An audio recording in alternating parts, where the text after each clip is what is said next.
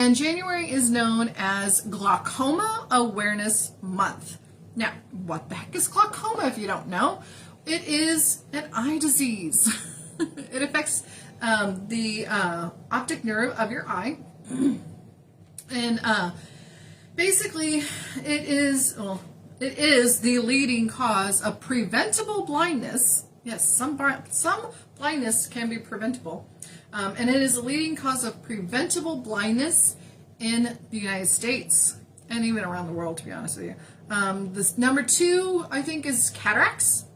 I myself was born with cataracts and had them removed at like age 3. Wore really thick glasses all my life until about 5 years ago. Now I got contact lenses.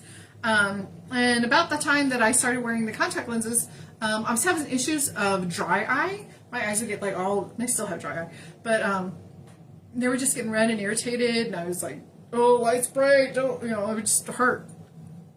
So I went to my eye doctor to find out what was going on, and plus I was like, yeah, I need to get a new pair of glasses, it's been a while, whatever. Just going for my checkup, and they're like, oh yeah, you got dry eye, we'll just give you some drops for that. I'm like, okay.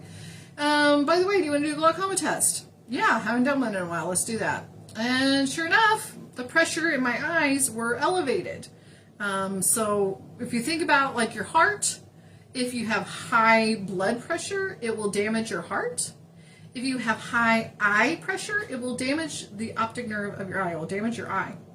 And the sad thing about glaucoma is most people don't have signs or symptoms of it. Now, dry eye and glaucoma, sometimes they go hand in hand, but sometimes they don't. Sometimes, most of the time, there are no symptoms. It just happened that I was going in for this one thing and found out I had the other. So how it works is the pressure in the eye, if it's too elevated, it will put pressure on that optic nerve. The optic nerve is in the back of the eye. And it will just damage that nerve until you start to lose your vision. Usually you don't lose your central vision, right? This up here first. Usually with glaucoma you lose your peripheral vision. So my hands are off to my side. If I look side to side, I can see my hands. But if you're starting to lose that peripheral vision, and like all of a sudden you've lost all this vision over here, but you still have this vision up here, I can see, but now I can't see over here. And you'd be like, whoa, wait, why can't I see? And you go to the doctor, and the doctor says, oh yeah, you got glaucoma. You've lost this vision. They can't fix that. Once the damage is done to the optic nerve, once the damage is done, they can't fix it. They don't know how. Now, we have a God in heaven, the God who sees, right? The El Roy, the God who sees, he's the God of vision. He can fix it, obviously. I have no doubt in saying that. But doctors don't know how to fix it, right? So once the damage is done, it's done. You can't fix it. So the absolute only way to know that you have it is to be tested for it. Okay? So I don't have like glaucoma in the sense that my optic nerves have been damaged. I don't have any damage, but my pressure is elevating, which could cause damage. So for me, I take eye drops every night before bed. Drop, I'm done. And it's keeping my pressures in a normal range, and that's great. I have 2 granddaughters. Some of you know them. They're the Whitford sisters. They are, Aaliyah and Evelyn. There's Aaliyah, Evelyn, and Addie. Aaliyah and Evelyn are the older 2, and they have really severe glaucoma. They have damage to their optic nerves and have lost some of their vision, as many of you know. And they have had not only to do the eye drops, but they've had to undergo surgeries to release the pressure. Sometimes it's a buildup of fluid in the eye, so they have to go in and drain some of that fluid off the eye to help with that. Some of you know my mom and know that she too had glaucoma, and she actually lost her eye at the age of 38 to glaucoma. She was going into surgery. They were going to remove some of the fluid from the eye before she ever even got in, as they're wheeling her, and literally as they were wheeling her into the room, the surgery room, the operating room, there was a rupture, and she completely lost the eye. So from age 38 on, she had an artificial eye. So this is why this topic is so near and dear to my heart, is because it has affected people that I love, that are very close to me. I've seen how it affects people. I hate that people can't lose their vision for something that can be prevented for the most part. With treatment, once the damage is done, they can't fix it, but they can slow down the progress of damage. Or if like I said, if your pressures are too high or too low, just like blood pressure, if your blood pressure is too low, that's not good for your heart either. If your eye pressure is too low, that's not good for your eye either. But again, those pressures are not, there's no symptom. Like, you can't be like, oh, I think my pressures are off today. It doesn't work that way. You actually have to go and be tested. Okay, so I'm begging you to go get tested for glaucoma, okay? And the other reason I am doing this is because the number of cases of glaucoma are on the rise. Why? These little things, these screens, we are staring at them all day long with our eyes fixed on them, and what are they? Nothing but lights.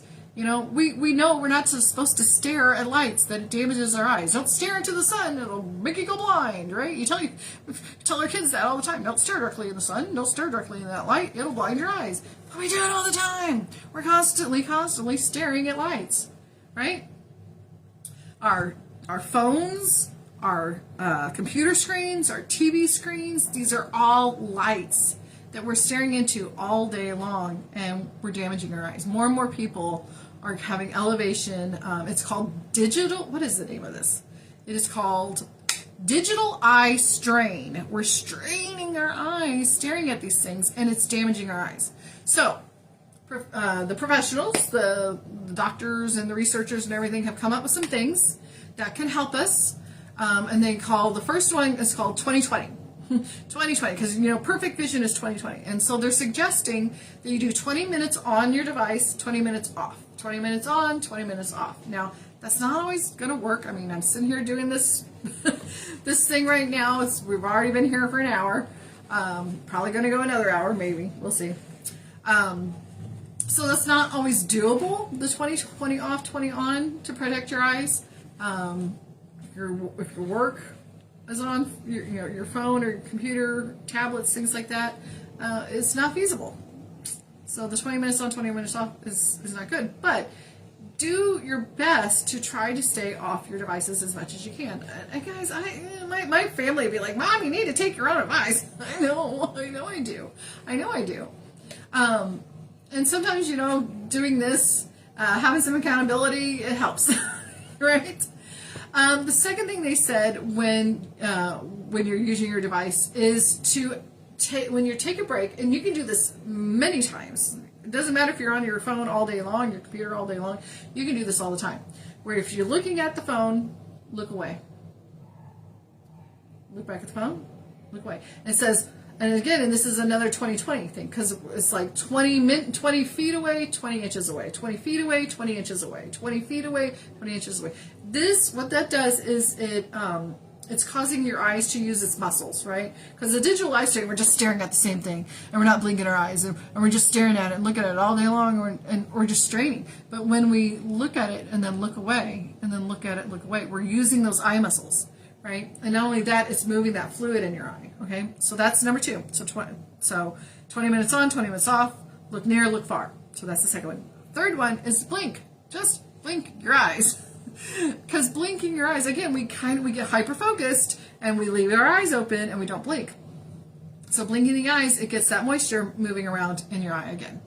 And then number 4 is get that checkup. All right, get that checkup. Protect your eyes. This is a quote from Helen Keller. If you're not familiar with Helen Keller, she was an author and a speaker. She was deaf and blind, completely deaf, completely blind. And she learned how to communicate.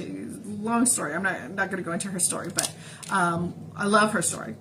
And this is her quote from Helen Keller. It says, the only thing worse than being blind is having sight but no vision. Take that from a blind lady, a blind deaf lady.